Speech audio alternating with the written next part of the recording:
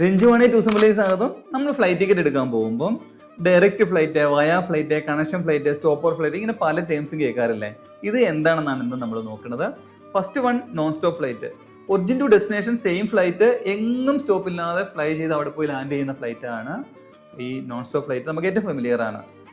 പിന്നെ രണ്ടാമത്തേന്ന് വെച്ചാൽ direct flight. Direct flight എന്ന് വെച്ച് കഴിഞ്ഞാൽ origin to destination same flight number ഒക്കെ ആയിരിക്കും, പക്ഷേ എവിടെയെങ്കിലും അതിന് സ്റ്റോപ്പ് ഉണ്ടാവും. അതായത് കൊച്ചിയിൽ നിന്ന് ലണ്ടനിലേക്ക് ഒരു എമിറേറ്റ്സ് പോകുന്നു, അത് ദുബായിൽ ഇറങ്ങിയിട്ട് സെയിം ഫ്ലൈറ്റ് അങ്ങ് ഫ്ലൈ ചെയ്ത് ലണ്ടനിലേക്ക് പോവുകയാണെങ്കിൽ ഈ ഫ്ലൈറ്റിനെ നമുക്ക് ഡയറക്റ്റ് ഫ്ലൈറ്റ് എന്ന് വിളിക്കാം.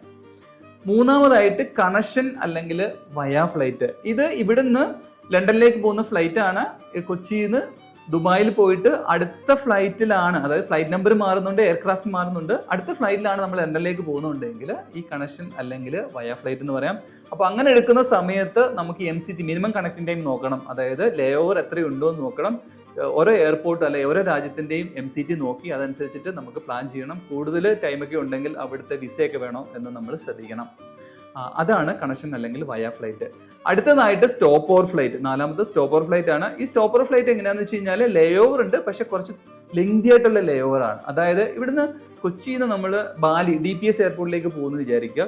എയർ ഏഷ്യയിലാണ് പോകുന്നതെങ്കിൽ കുലാലംപൂരിൽ അവിടെ ലെയർ ഉണ്ടോ. ഈ ലെയർ ഭയങ്കര കൂടുതൽ നമ്മൾ എടുത്തു കഴിഞ്ഞാൽ, അതായത് സിറ്റിയിലേക്ക് നമുക്ക് പോകണം, എക്സിറ്റ് എടുക്കണം, അറൈവൽ എടുത്ത് എക്സിറ്റ് ചെയ്ത് സിറ്റിയെ കണ്ടിട്ട് തിരിച്ചു വരാനായിട്ട് ഒരു 12 അല്ലെങ്കിൽ 24 മണിക്കൂറൊക്കെ നമ്മൾ ലെയർ ഇടുവാണെങ്കിൽ അത്തരം ഫ്ലൈറ്റിനെയാണ് നമ്മൾ സ്റ്റോപ്പ് ഓവർ എന്ന് പറയുന്നത്. അതായത് സിറ്റിയിലേക്ക് പോയിട്ട് തിരിച്ചു വരാൻ പറ്റും, എക്സിറ്റ് എടുത്ത് തിരിച്ചു വരാൻ പറ്റുന്ന ടൈപ്പ് ഫ്ലൈറ്റ് ആണ് ഈ സ്റ്റോപ്പ് ഓവർ. അടുത്തതായിട്ട് അഞ്ചാമത്തേതായിട്ടുള്ളത് ഓപ്പൺ ജോ ഫ്ലൈറ്റ് ആണ്. ഇതെങ്ങനെയാണെന്ന് വെച്ച് കഴിഞ്ഞാൽ നമ്മളിപ്പോൾ യൂറോപ്പിലേക്ക് ഒരു പാക്കേജ് ടൂറിന് പോവുകയാണ്.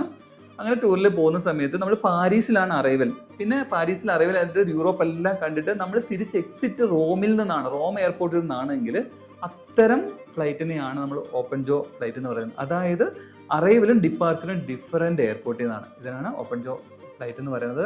അപ്പോൾ ഇതൊക്കെയാണ് പ്രത്യേകിച്ച് നിങ്ങൾ ശ്രദ്ധിക്കേണ്ട ടേംസുകളൊക്കെ. ലേ ഓവറും സ്റ്റോപ്പ് ഓവറും തമ്മിൽ വലിയ വ്യത്യാസമൊന്നുമില്ല. ലേ ഓവർ എന്ന് വെച്ച് കഴിഞ്ഞാൽ ജസ്റ്റ് അറൈവൽ ചെയ്തിട്ട് ഡിപ്പാർച്ചർ ചെയ്തു പോകുന്ന മിനിമം ടൈമിനാണ്. സ്റ്റോപ്പ് ഓവർ എന്ന് വെച്ച് കഴിഞ്ഞാൽ ഒത്തിരിയും സമയം എടുത്തിട്ട് ഈ ലേ ഓവറിൻ്റെ ടൈം കൂടുന്നതാണ് ഈ സ്റ്റോപ്പ് ഓവർ എന്ന് പറയുന്നത്. അപ്പോൾ ഈ സ്റ്റോപ്പ് ഓവറൊക്കെ എടുക്കുമ്പോൾ വിസ വേണമെന്ന് നിങ്ങൾ ശ്രദ്ധിച്ച് നോക്കിയിട്ട് മാത്രം അത്തരം ഫ്ലൈറ്റുകൾ എടുക്കാനായിട്ട് ശ്രദ്ധിക്കുക.